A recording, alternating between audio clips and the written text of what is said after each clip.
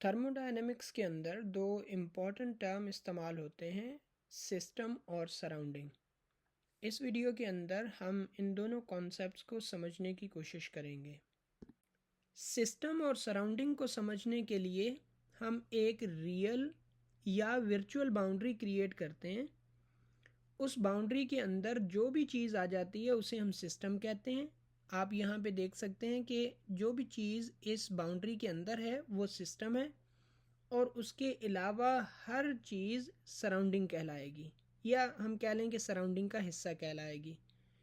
तो ये तरीक़ेकार है सिस्टम और सराउंडिंग को एक दूसरे से अलग करने का, बाय क्रिएटिंग अ वर्चुअल और रियल बाउंड्री।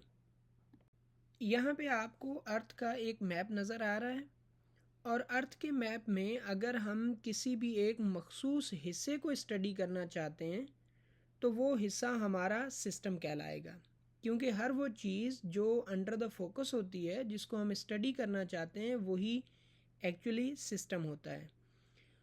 तो हमने प्रीवियस स्लाइड पे ये चीज़ देखी कि सिस्टम को डिफ़ाइन करने का तरीका है बाय क्रिएटिंग अ फिज़िकल और वर्चुअल बाउंड्री।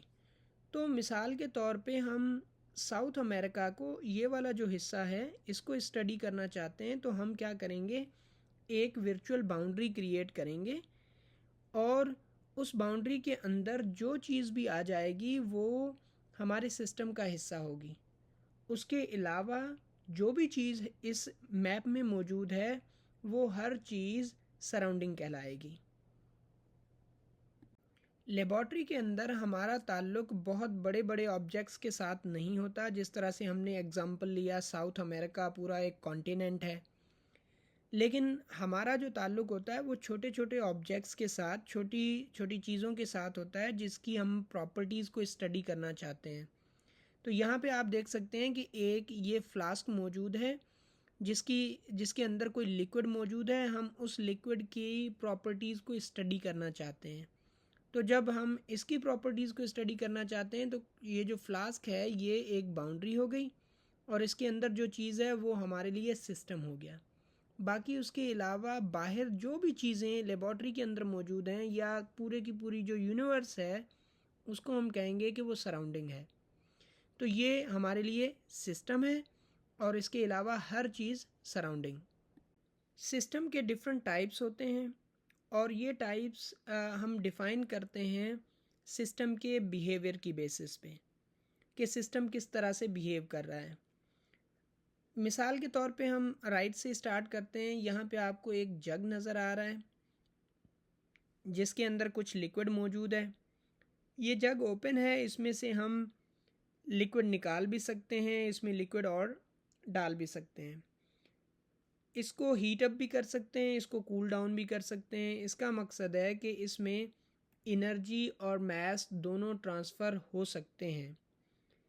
तो सिस्टम और सराउंडिंग में जब एनर्जी ट्रांसफ़र और मास ट्रांसफ़र पॉसिबल हो, उस सिस्टम को हम कहते हैं ओपन सिस्टम। इसके बराबर में एक कोल्ड ड्रिंक का कैन मौजूद है जो कि बिल्कुल सील्ड है। इससे वाज़ेह हो गया कि जब तक ये ब्रस्ट नहीं होता, फट नहीं जाता, तब तक इसमें मैस ऐड या इसमें से एक्सट्रैक्ट नहीं किया जा सकता। लेकिन ये पॉसिबल है कि हम इसको कूल डाउन कर सकते हैं, हम इसको हीट अप कर सकते हैं। तो एनर्जी ट्रांसफ़र मुमकिन है, लेकिन मैस ट्रांसफ़र मुमकिन नहीं। ऐसे सिस्टम को हम क्लोज्ड सिस्टम कहते हैं। इसके बराबर में एक इंसुलेटेड कप पड़ा हुआ है। आप इस तरह से समझें कि इसी तरह का एक कैन है, लेकिन हमने उसके बाहर ऐसा मटेरियल लगा दिया है जो एनर्जी को सिस्टम के अंदर दाखिल होने नहीं दे रहा। तो इस कैन में मैस ट्रांसफ़र पहले ही मुमकिन नहीं था, लेकिन अब हमने एनर्जी को भी इसके अंदर दाखिल होने से रोक दिया है। इसका मकसद है एनर्जी अंदर से बाहर भी नहीं आ सकती। तो जब एनर्जी और मास दोनों ट्रांसफ़र मुमकिन ना हों, तो ऐसे सिस्टम को हम कहते हैं आइसोलेटेड सिस्टम। तो ये 3 टाइप्स हैं सिस्टम के: ओपन सिस्टम, क्लोज्ड सिस्टम और आइसोलेटेड सिस्टम। तो सराउंडिंग और सिस्टम को डिफ़ाइन किया जा सकता है बेस्ड ऑन बाउंड्री, और सिस्टम के जो टाइप्स हैं वो डिफ़ाइन किए जा सकते हैं based on the transfer of mass and energy.